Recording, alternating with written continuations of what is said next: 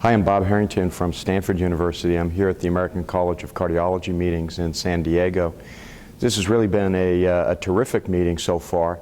On the first day of the meeting yesterday, we had the opportunity to hear a couple of late-breaking clinical trial results, which I think are potentially practice-changing. The first was by Pam Douglas of Duke, the PROMISE trial, and PROMISE had compared a strategy of functional testing versus anatomic testing in a group of patients who were in emergency departments for evaluation of chest pain.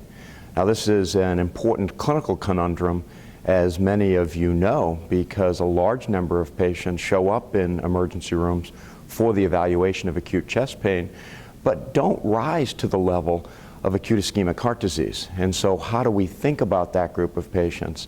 I think is a very interesting one. Well, in this randomized trial, they compared a strategy, as I said, of functional testing using exercise testing with or without imaging versus CT angiography. And the hypothesis was that CT angiography was going to be associated with better clinical outcomes than with the functional strategy. In fact, there was no difference shown, no advantage of one over the other. And that by itself is interesting in terms of how you might think about that in practice. But maybe the most interesting finding was a key secondary endpoint that they had pre-specified that demonstrated that the group of patients who went on to cath in either of the strategies, the group of patients who had had CT angiography were much more likely to have obstructive coronary disease, and then were therefore much more likely to have revascularization procedures. The data are still, I think, being mulled over, thought about, but for me, this really says, there is some advantage perhaps to the CT angiography strategy, but I think we're going to have to wait and really pour through the data a little more, see how the guidelines take this up. But clearly, interesting findings the first day. Second big trial was a trial called PEGASUS.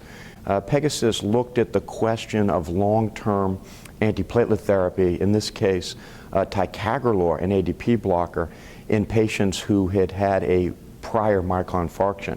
Now, I had been one of the lead investigators on PLATO, a study reported out about 5 years ago, where we looked at ticagrelor in the acute care setting. This was much different. This is looking at patients who had survived a myocardial infarction a year ago, 2 years ago, 3 years ago, et cetera. And what they showed is that the ticagrelor was better than placebo in reducing the combined incidence of cardiovascular death, MI, or stroke. Now, what was very interesting here is that they looked at a lower dose of ticagrelor that had been used in the PLATO study, in addition to the dose that had been studied in PLATO.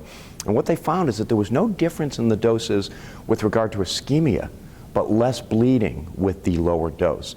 To me, this signals an important observation that over time, perhaps we can down titrate the doses of some of these potent antithrombotics to still give our patients benefit of the anti-ischemic effect of the antiplatelet agent while potentially producing less bleeding risk for our patients. So two important trials, two very interesting results, and two set of trial data that I think are going to inform clinical practice and perhaps even our guidelines as we move forward.